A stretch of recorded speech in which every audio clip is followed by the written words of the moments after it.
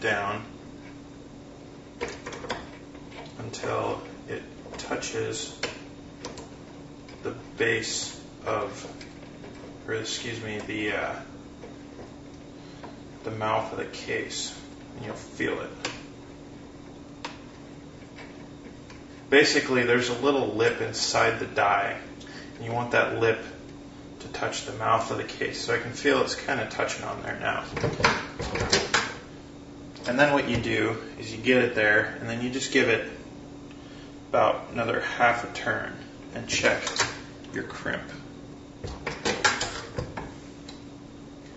Not quite enough crimp. I'm going to go about another quarter of a turn.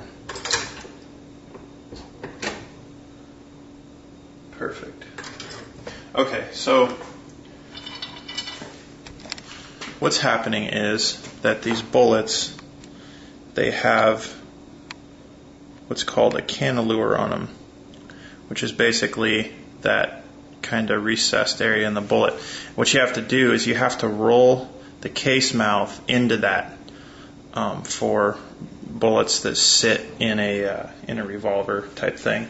And it's called a roll crimp.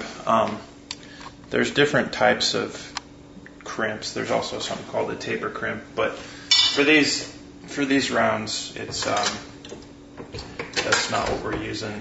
So you get it where you want it, and you just basically set the set screw, and you're good to go. All right. So there is a properly dimensioned round. It's got the right amount of powder in it.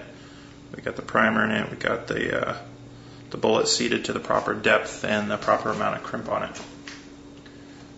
So now that our press and our dies and everything are all set up, we can go on ahead and go through and do quite a few many rounds. Now that we got the press all set up, we can go on ahead and reload however many rounds we want to.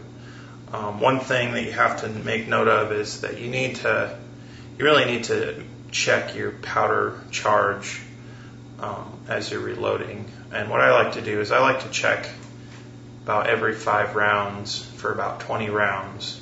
So that's 4 times, and then every 20 rounds after that. And in the amount that I've reloaded, I've never had the powder measure go out of adjustment in any significant amount. I mean, I think it's like plus or minus 1/10 of a grain or something like that. But that's plenty for our purposes. So that's how you properly adjust dies on a Dillon 550 reloading press.